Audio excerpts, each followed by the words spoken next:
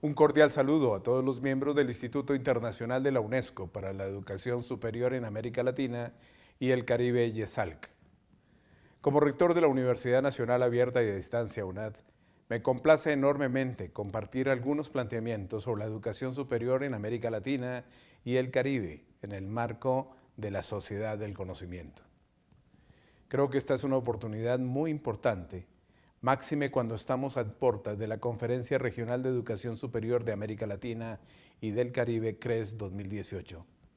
Un encuentro de dimensión regional que creemos es el más importante, que nos reúne en torno a las ideas, argumentos y reflexiones de numerosos académicos y representantes de organizaciones gubernamentales y no gubernamentales sobre el devenir de la universidad latinoamericana. Me siento hoy muy agradecido por la invitación a ser parte de la sección Pensadores de la Educación y en particular de la educación superior.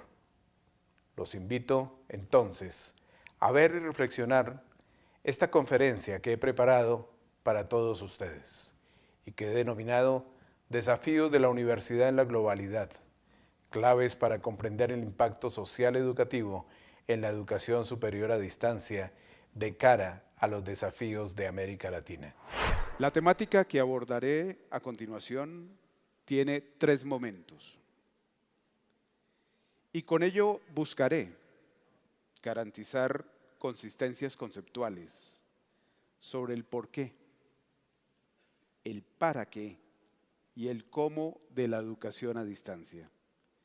Es decir, compartir con ustedes lo que considero las claves para comprender el valor e impacto social educativo de la educación a distancia en un mundo como en el que hoy todos nosotros estamos compartiendo.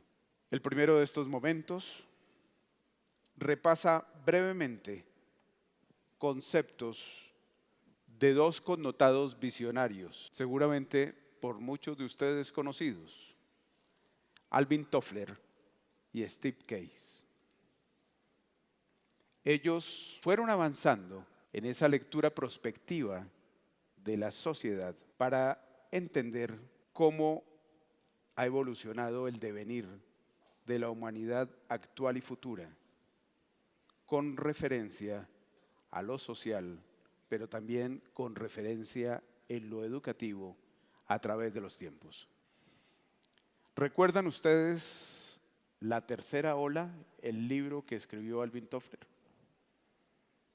Si lo recuerdan, la primera ola se refiere a un tipo de sociedad vigente por miles de años, durante las cuales la actividad agrícola principalmente fue la fuente no solo del sustento humano, sino de la primera aproximación conocida sobre la energía, ya que nuestros antepasados más remotos utilizaron la energía de sus propios cuerpos para garantizar su alimentación y por ende su subsistencia. Pero como siempre habrá quienes más y quienes menos. Los más sucumbieron a los menos y surgieron desde allí las primeras tribus, reinos, imperios, que tuvieron en común el gusto por la guerra para entronizar el poder en los más fuertes y también al apropiarse de los bienes materiales. A ello Toffler le llamó el poder del feudalismo. Y en esa época la comunicación era lenta y se daba uno a uno. Era privilegio de pocos y los manuscritos con tinta y papel era donde se consignaban los conocimientos. Viene la segunda ola. Ella nace a finales del siglo XVIII. Y la hemos vivido muchos de nosotros porque se dio hasta mediados del siglo XX. Allí se da la creación de las primeras máquinas operadas por miles y luego millones de seres humanos, creando la condición de explotación del hombre por el hombre. donde la comunicación se daba a manera de órdenes e instrucciones de uno a muchos. A ello, Toffler le denominó el poder de la era industrial, ejercido por el dueño de los medios de producción sobre trabajadores de factorías e industrias cuyos propietarios prosperaban rápidamente. Nace otra forma de comunicarnos masivamente, ya que con la imprenta aparecen los medios de comunicación escritos, la televisión, la radio, y se le da vida a los centros educativos masivos, llamados escuelas y colegios, ya en grupos mayoritarios. La tercera ola de Toffler se desprende de los años 70 del siglo XX y nos acompaña en la actualidad. La visión de Toffler le da significado al poder del conocimiento como herramienta fundamental de la transformación de las sociedades humanas vigentes hasta hoy. En 1979, cuando aún el mundo era más local y regional, vislumbró la globalidad, el desarrollo de nuevas tecnologías, de nuevas formas de producción, sobre todo de conocimiento. Instaló el concepto de prosumidor y se amplifica el poder de la inteligencia humana para darle espacio a la apertura de muchas mentes prodigiosas que casi 4 décadas después han transformado, más para bien que para mal, la realidad de la interacción humana. Sé que hay algunos coleccionistas que utilizan cámaras analógicas que se fueron para la historia, pero tal vez volverán como artículo de nostalgia, como los discos de vinilo, los clásicos cassettes, el CD, el MP3, entre otros. La cámara del smartphone tiene agonizantes a nuestros álbumes de fotos, en donde miramos nuestra vida entre hojas de cartón sujetas con anillos. ¿Cuántas fotos tomamos hoy por segundo? Y si salen mal, las borramos cuantas veces queramos. ¿Recuerdan nuestras viejas panelas? Ladrilludas, los primeros teléfonos celulares de primera generación, la telefonía celular, los faxes. Pues bien, esta historia, aún cercana, pareciera lejana. Miremos en síntesis qué nos decía Toffler. Un analfabeto será aquel que no sepa dónde ir a buscar la información que requiere en un momento dado para resolver una problemática concreta. 1979. Viene otro visionario, Steve Cass. Tal vez lo que he contado, muchos ya lo saben, pero Steve Cass, por convicción y admiración reverencial, se autodenomina el principal discípulo de Toffler. Cass, impulsor creativo de la Internet y fundador de American Online, organización pionera en servicios de red, se ha atrevido a pensar como todo genio humano, visionario, a plantear audazmente 3 nuevas olas dentro de la tercera ola de Alvin Toffler.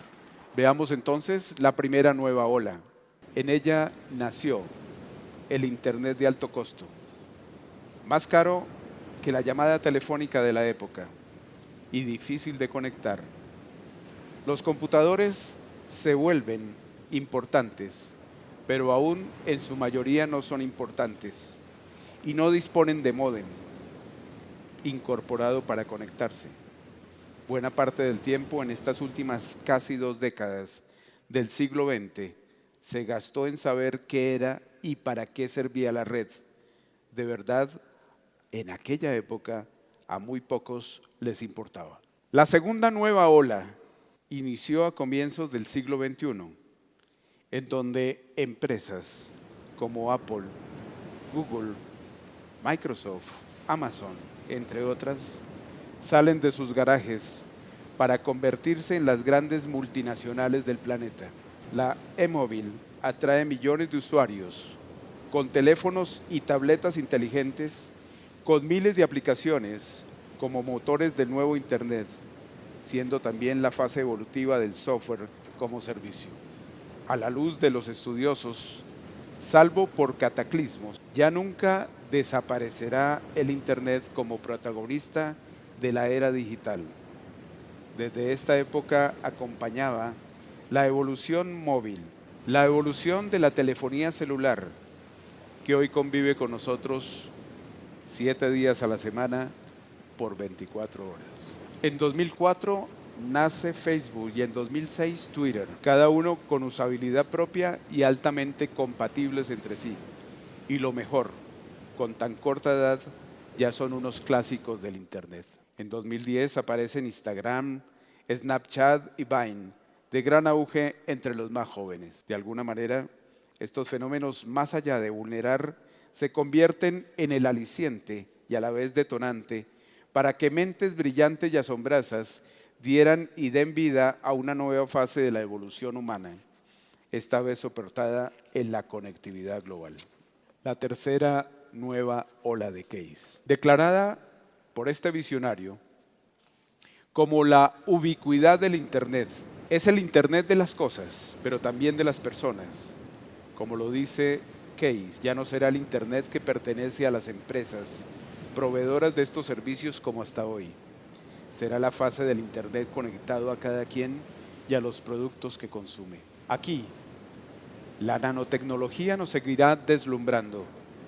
Sí, la fibra óptica, esta que fue reina para conectarnos en la primera y segunda nueva ola, en la tercera ola del 5G, del 6G y del 7G, el rey será el grafeno, compuesto de carbón con átomo de grosor enlazados con cualidades superlativas. Es el mejor conductor de calor y la electricidad a temperatura ambiente y el material más duro jamás probado por encima del diamante, extremadamente ligero. Una lámina de 1 metro cuadrado pesa 0,77 miligramos, transparente y flexible, presenta grandes ventajas en la transmisión de datos a través de la luz.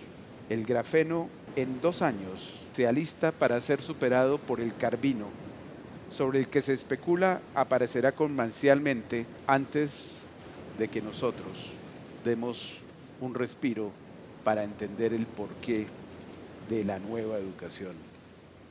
Ese carbino es 2 veces más fuerte y resistente que el grafeno. Son materiales del hoy, al servicio de la humanidad de hoy y del futuro. El Internet de las cosas nos inundará en hogares y ciudades, salvo que el cambio climático nos inunde antes. Ya empezamos a usar prendas de vestir que miden al segundo nuestro ritmo cardíaco, el nivel de estrés, las calorías consumidas y las que debamos consumir o dejar de consumir. El GPS estará ya en nosotros y nos dirá sin preguntar dónde estamos y nos guiará a donde queramos ir. Nuestros hábitats serán ambientes más inteligentes y poblaciones con discapacidad mejorarán sus condiciones para ser cada vez más autónomas. Indudablemente, los cielos estarán plagados de drones por doquier y, claro, se aproxima la nueva época de oro del e-commerce. Case nos deja una frase también muy célebre. La tercera ola surge para revolucionar nuestra manera de vivir y aprender. La tecnología posibilita que docentes y estudiantes con los padres empiecen a interactuar en tiempo real sobre el comportamiento de sus hijos, sobre la evolución académica de estos, en lugar de reducirlos a números en la escuela. Las nuevas herramientas integrarán a los padres en la formación de sus hijos. La educación va al ritmo del desarrollo de la tecnología. La reconocemos como futurista, la incorporamos en los cambios que realmente se requieren. El mundo va a toda prisa. Quiero mostrarles qué ha pasado en el último minuto mientras he estado hablando.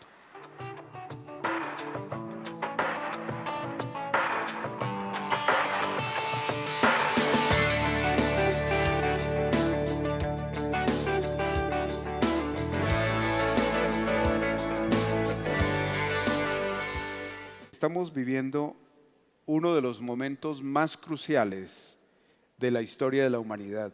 Y es menester que contribuyamos todos, especialmente los actores educativos, a comprenderlo, ya que no nació de nuestra entraña educativa, nació y cada día sigue naciendo del ingenio de unos cuantos genios, muchos de los cuales se cansaron de las formas tradicionales de educarse para desbordarnos con la concreción en realidades de sus sueños, para que para bien y en algunos casos para mal, se haya transformado la vida de los seres humanos en todo el planeta. Tenemos que especialmente aprovechar las tecnologías asombrosas que nacen y evolucionan cada día para aprender nosotros los educadores a crear también nuevas formas de formar a nuestros niños, a nuestros jóvenes y también darle la oportunidad a nuestros adultos.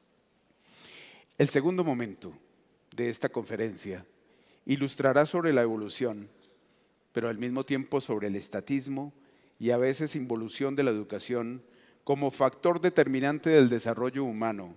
Por ahora, nuestra educación evoluciona a pasos agigantados en algunos continentes, pero en otros va a paso de tortuga.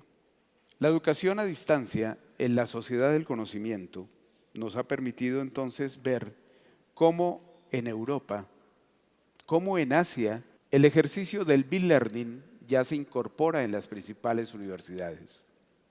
Y miren estos datos en Estados Unidos. 6 millones de universitarios, de acuerdo con el reporte realizado por Digital Learning Compass en el año 2016, tomaron al menos un curso en línea dentro de las más prestigiosas universidades. 68 de cada 100 estudiantes en Estados Unidos toman cursos de educación a distancia y hay un dato muy interesante. La presencia en los campus físicos universitarios, que eran el mejor aliciente de la educación en los Estados Unidos, disminuyó cerca de 1 millón de estudiantes en solo 2016. La educación en general en América Latina no ha cambiado mucho en las últimas décadas. Habría que reconocer que el 83% de las universidades de nuestro continente siguen siendo netamente presenciales y que la distancia, aunque ha evolucionado,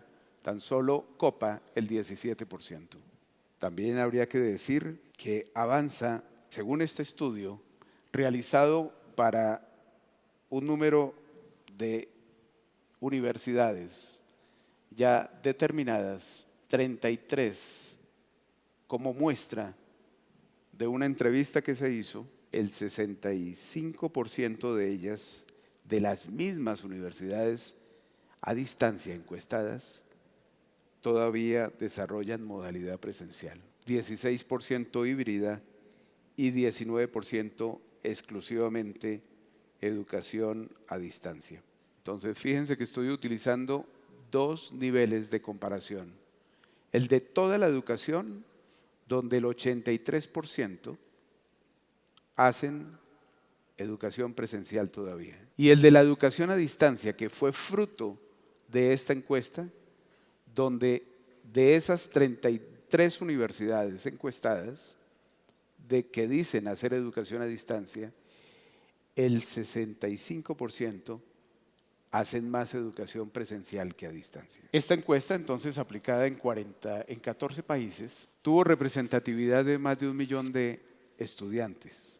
Entonces, si miramos esta caracterización, hay 15 universidades que hacen parte de la encuesta, que hacen parte de la IESAD. ¿Qué nos pasa allí? Esa es la pregunta en América Latina.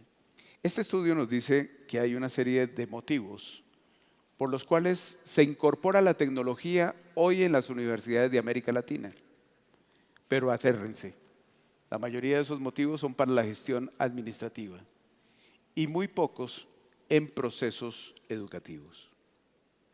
Es claro entonces que desde allí la evolución de la educación en América Latina nos lleva a reconocer que a pesar de la incorporación gradual de las TIC y de la expansión de la educación a distancia, el paradigma de la educación superior no ha sufrido mayor transformación de fondo.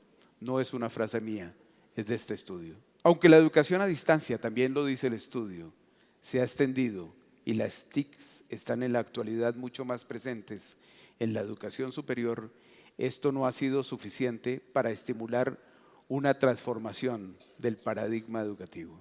Muchos piensan que la educación a distancia es barata y que es de mala calidad. Y ni lo uno ni lo otro.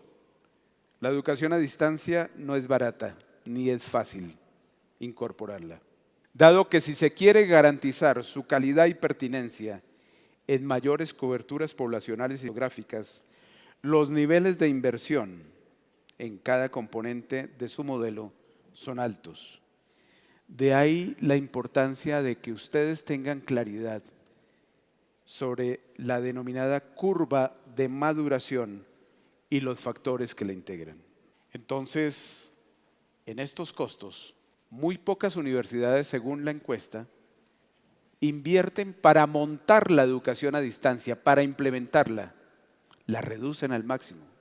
Y los costos que ella tiene, fíjense que tan solo el 38% de las universidades encuestadas no pueden cubrir costos de desarrollo.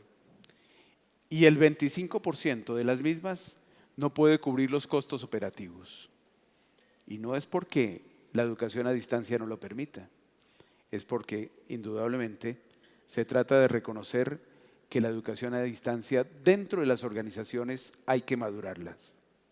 Y en esa curva de maduración es importante entender también que el gobierno de las TICs es fundamental como punto de partida.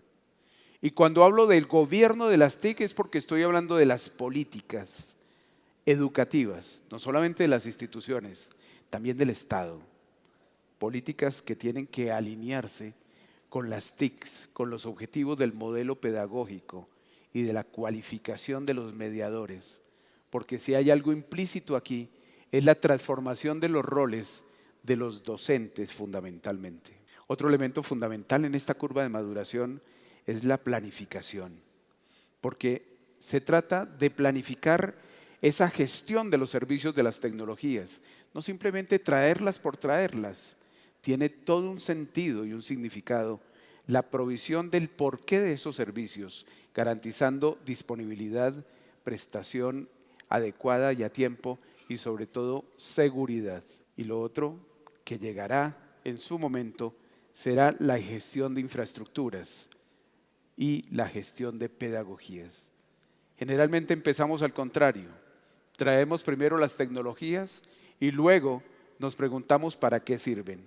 Aquí es al contrario, se trata de maximizar el valor de los activos de inversión en educación a distancia, sobre todo impulsando talentos, impulsando desarrollo de infraestructuras y dispositivos didácticos que parten del análisis de una minería de datos.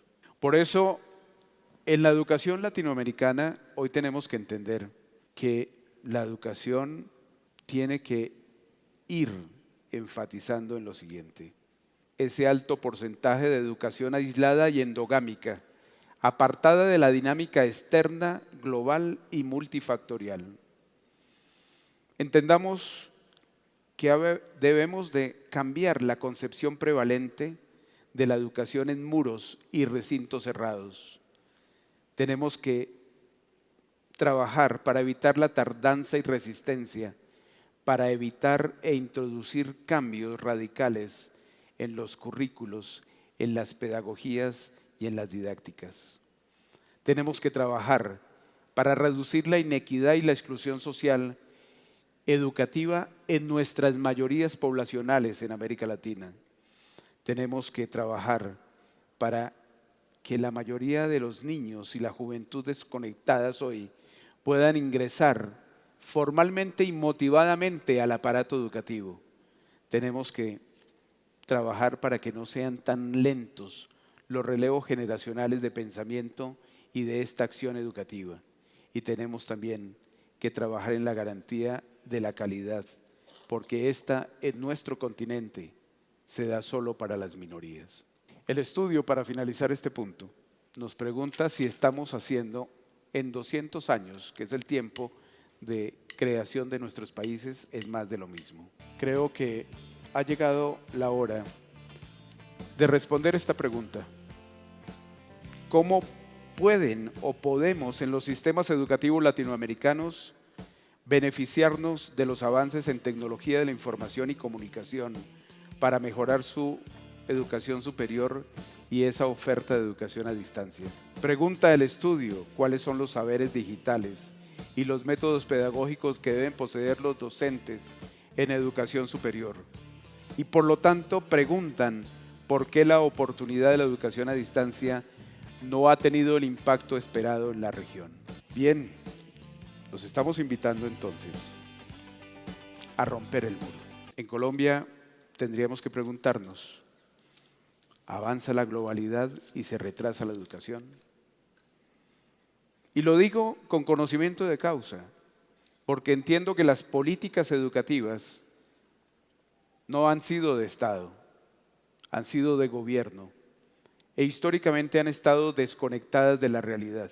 Nuestros ministros se desgastan en la educación intentando resolver problemas coyunturales, lo que ha ocasionado desgaste del sistema. Los docentes aún tienen escasas nuevas competencias.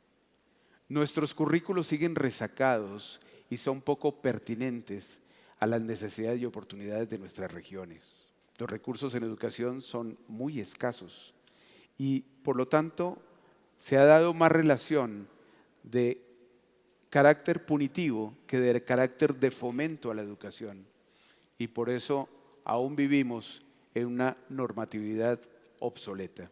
En fin, los problemas de la educación en Colombia, los estructurales, aún están pendientes de resolver. Y es que esos problemas son estos, entre muchos: la alta deserción, la limitada pertinencia, la escasa calidad. Pero esos son los que vemos. Pero como todo iceberg, tiene problemas bajo la superficie. Entonces, en estos problemas bajo la superficie, es claro que aún en Colombia tenemos una limitada visión del por qué y para qué educar como nación en las próximas décadas. Ese ejercicio no lo hemos hecho. Hay un escaso compromiso político en la consecución y aplicación de recursos del Estado para el financiamiento de la educación del sector. Hay resistencia al cambio paradigmático de los modelos educativos imperantes. Hay inexistentes políticas de Estado para el sector. Hay problemas transversales de comunicación entre actores claves para lograr concertaciones. Y hay una limitada acción social por parte de estos actores y organizaciones claves. Si queremos redireccionar el sistema educativo colombiano y trabajar por la calidad efectiva, la permanencia educativa y la equidad social, es claro que para poder desmoronar también esos icebergs, es muy importante entender por qué hay que poner a funcionar un nuevo modelo educativo en todos los niveles de la educación, no solamente la educación superior. La pregunta o las preguntas es: ¿cómo se logra un nuevo modelo educativo? Y mucho más en esta sociedad del conocimiento. ¿Cómo se genera? ¿Cómo se aprende? ¿Cómo se transfiere el conocimiento? ¿Cómo se difunde? ¿Cómo se intercambia? ¿Cómo se aplica? ¿Cómo se amplía ese conocimiento?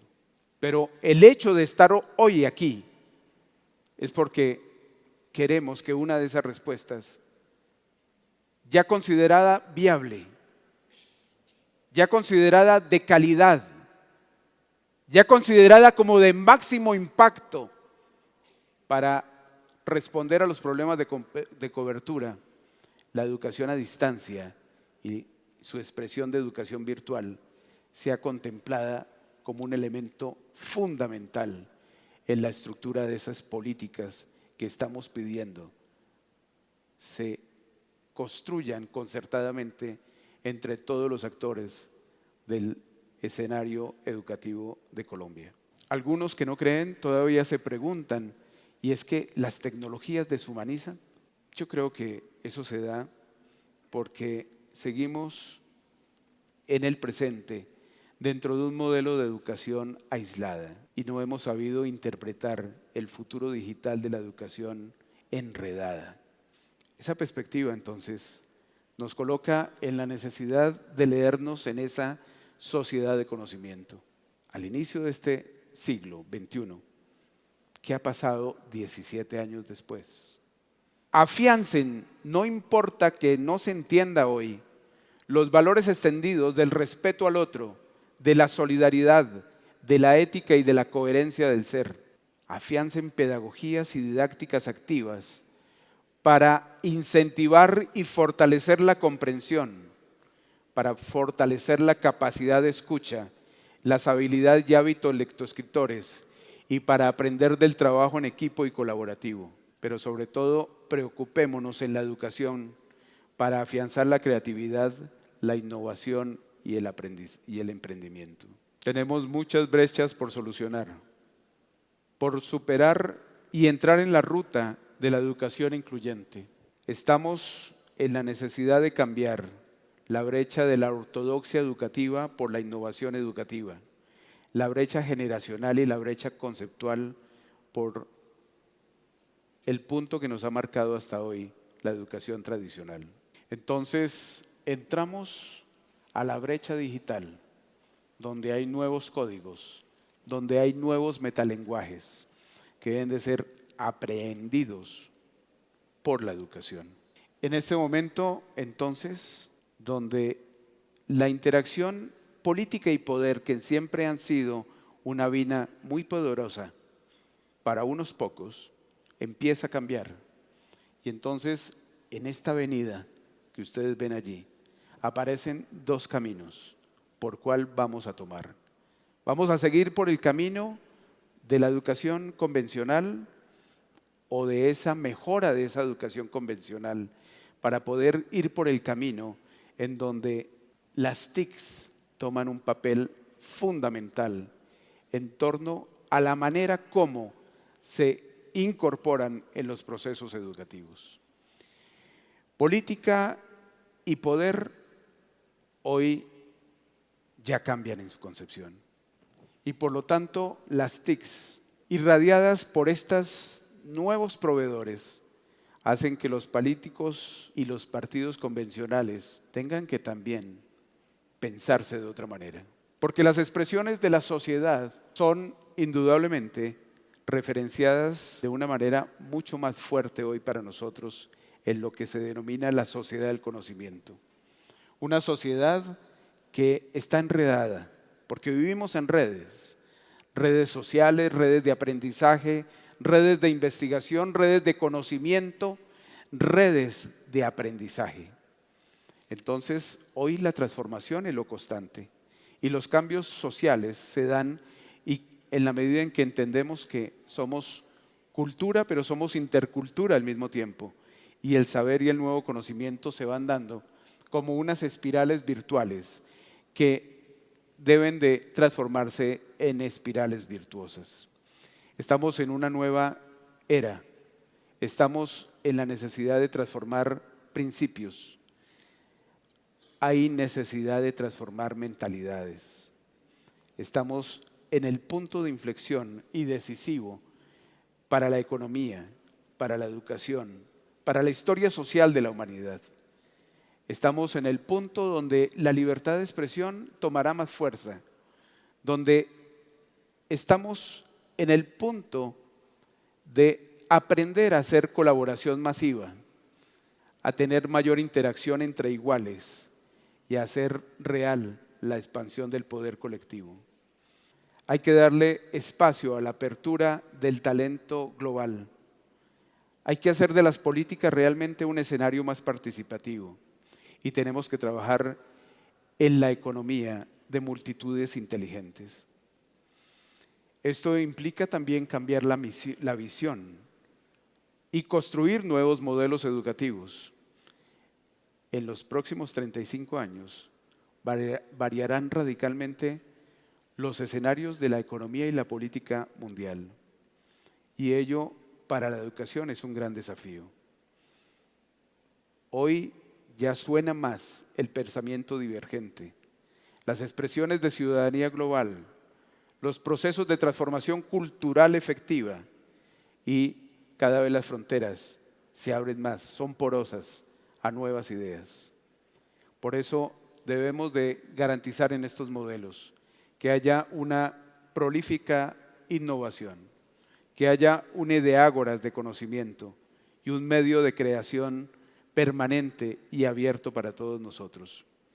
Trabajemos en la educación y que sea la educación a distancia la pionera en esto, para hacer de esta responsabilidad de la humanidad una espiral virtuosa en la sociedad global, porque tenemos que preservar ese modelo educativo que es viable y necesario en toda la caracterización de aquellos que llegan hoy a construir proyectos de vida con la esperanza de que la educación los satisfaga, con la esperanza de que la educación sea quien les brinde la oportunidad de ligarse al conocimiento, pero sobre todo que la educación les deje claro la ruta del aprender a aprender.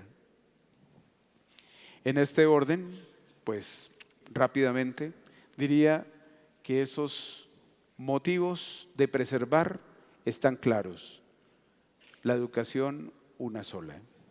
Y en esto logremos y trabajemos para la acreditación, ya no de programas, ya no solamente de instituciones, sino de modelos educativos viables, certeros. Si hoy tuviéramos aquí a Maslow, seguramente nos estaría pidiendo que en su pirámide aparecieran nuevas necesidades. Las necesidades de autorrealización, las necesidades de reconocimiento, las de seguridad y sobre todo esas necesidades de incorporarnos en la evolución de las tecnologías. Con las nuevas pirámides de Maslow, construyamos y construyamos un nuevo modelo social educativo. No olvidemos que ahora somos miembros activos de una sociedad en red y que todos, de alguna manera, somos internautas.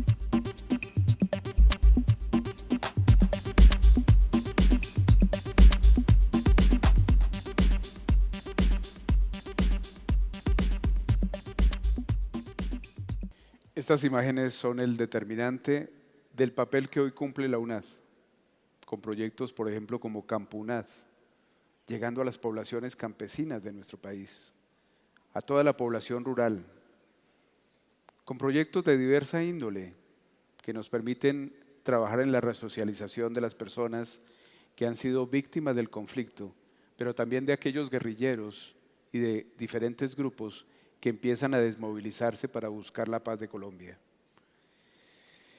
Los quiero invitar a que muchos en nuestras instituciones dejemos espacios de confort que han estado tradicionalmente decorados por la paquidermia educativa. Así, hoy no los queramos ver o reconocer. Antes de finalizar, quisiera que viéramos este video, que más allá de la realidad, nos debería de ponernos a pensar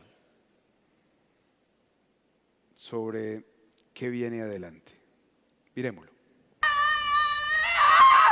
Push, push.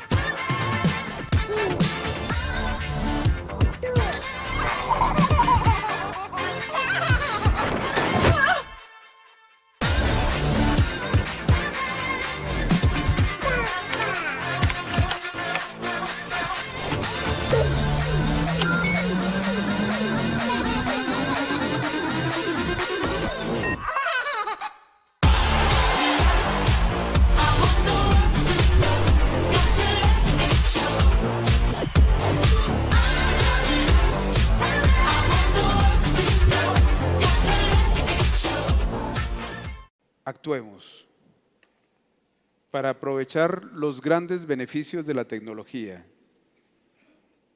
antes de que sea demasiado tarde. Y el no saber qué hacer con la educación, sobre cómo educar a estos niños y jóvenes, se convierta en el letal boomerang de nuestras sociedades, que de ser así, no darán paso a la inteligencia humana, sino a la brutalidad traducida en ignorancia atrevida y a violencias irracionales movidas por los más bajos instintos de nuestra humanidad.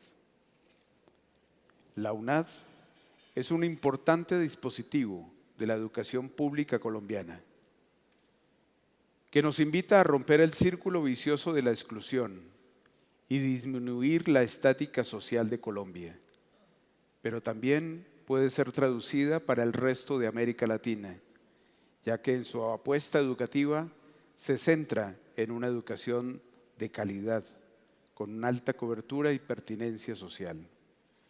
La construcción de la paz para nuestro país implica desafíos y retos, pero sobre todo una clara perspectiva de la nación que queremos tener y de la sociedad que deseamos ser. Muchas gracias.